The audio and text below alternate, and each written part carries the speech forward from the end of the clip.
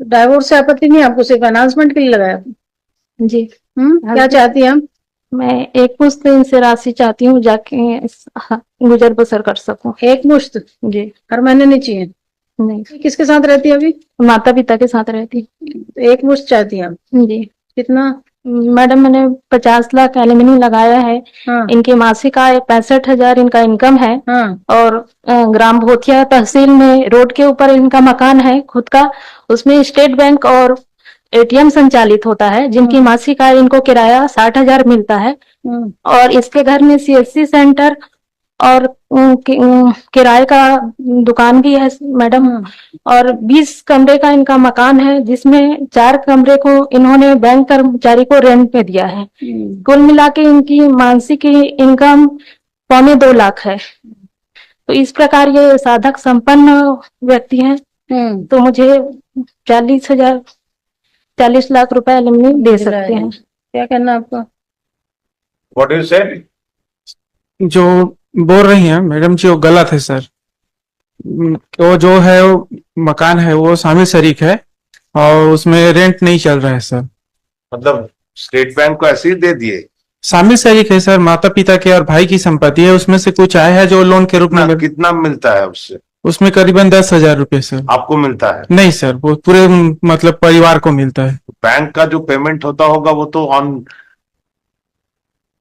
Credit होता होगा account में, शामिल शरीक के रूप में होता है सर। उसका अकाउंट पेश कीजिए। ठीक है सर, अकाउंट पेश कीजिए। और ये जो बता रहे हैं 4, आप इसमें जो एफिडेविट में क्यों नहीं लिखे हैं वो चीज? शामिल शरीक है करके नहीं लिख पाया सर। नहीं लिख पाए हैं?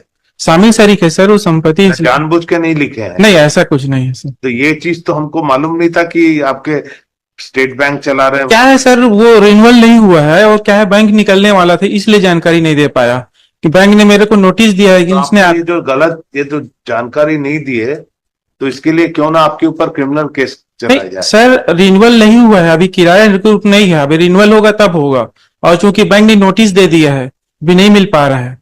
चूंकि मैडम ने आरोप लगाया था कि इनको किराया मिलता है, तो इससे पति पत्नी के विवाद के कारण डिस्प्यूट संपत्ति है, तो हम क्यों नहीं रहना चाहते करके, इसलिए मैं शामिल नहीं किया सर। और एटीएम चला गया है सर, एटीएम में मेरे को नोटिस दे दिया है कि आप इस तरह से है तो नहीं रहेंगे। आपको 6 नंबर पढ़ा आपने? अन्य स्रोत किराया शेयर्ड। किराया में तो आपको बताना था कितना किराया किसको मिलता है। आप नहीं लिख दिए उसको। संपत्ति का विवरण, स्वयं की संपत्ति, पक्षकारों की संयुक्त रूप से संपत्ति, सब में नहीं लिख दिया। तो ऐसी चालाकी कोर्ट में नहीं होती। नहीं, नोटिस मिला इसलिए मैं नहीं दिया मैम, उसके लिए मैं क्षमा चाहता हूँ। 65,000 सैलरी आपने लिखी है, उसका भी 25% देना पड़ेगा। 10,000 तो बहुत कम है। मैं मैडम को तो मैं रखने चाहता हूँ सर, और मैं रखने के लिए हर संभव प्रयास किया। धारा 9 भी लगाया, 97, 98 लगाया, और 125 इनका खारिज भी हो चुका है ना आपको। मैं तो 48 हूँ मैडम, मैं तो रखना ही चाहता था, मैं डाइवोर्स तो चाहता ही नहीं था। अब मेरे पास कोई ऑप्शन ही नहीं मिला तो मैं क्या करता, और रहना ही नहीं चाहती। अभी भी आ जाए तो कोई। स्टेट बैंक से जो है उसका कितना अमाउंट है वो उसको both the parties after interaction with both the parties and after going through the affidavit, since it has been stated that the house wherein the state bank ATM and the certain rent is being realized, the enhancement of the enhancement is sought for by the wife, whereas the husband who is present in person would submit. The rent is not being received. अभी नहीं मिल रहा है। Notice मिला है, अब renewal होगा तो मिल रहा है कि नहीं? सीधा शामिल के रूप में आ रहा है sir. Submit that the rent is being received in the joint ownership. He is directed to place on record the account, copy of the account,